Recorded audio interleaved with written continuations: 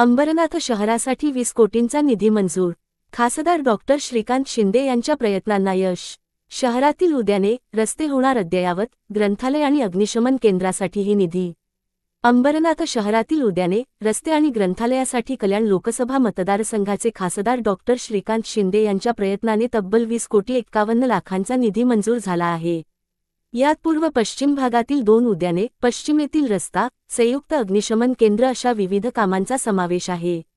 या कामांमुळे अंबरनाथमधील उद्यानांचे अद्ययावतीकरण करणे सोपे होणार आहे।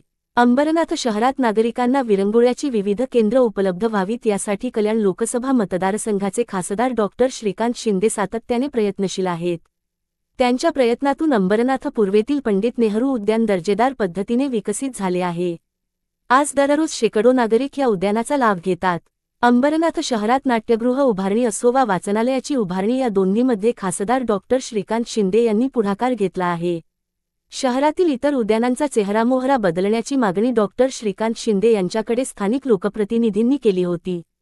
त्यांच्या या मागण्या मान्य करत डॉक्टर श्रीकांत शिंदे यांनी नगरोत्थान महाअभियानातून अंबरनाथ शहरासाठी निधी मिळावा अशी मागणी केली होती। राज्याचे उपमुख्यमंत्री तथा जिल्ह्याचे पालकमंत्री एकनाथ शिंदे यांनी ही मागणी मान्य करत त्यासाठी सकारात्मक निर्णय घेतले। त्यांच्या याच प्रयत्नामुळे अंबरनाथ शहरासाठी तब्बल 20,51,00,000 रुपयांचा निधी महाराष्ट्र सुवर्ण महोत्सवी नगरोत्थान महाअभियानाच्या माध्यमातून उपलब्ध झाला आहे। अंबरनाथ पूर्वेतील साई सेक्शन परिसरात असलेल्या उद्यानासाठी 3,71,59,000 मंजूर झाले आहेत। तर अंबरनाथ पश्चिम भागातील शंकर हाईट्स येथील उद्यानाच्या अद्ययावतीकरणासाठी 3,74,99,000 मंजूर करण्यात आलेले आहेत।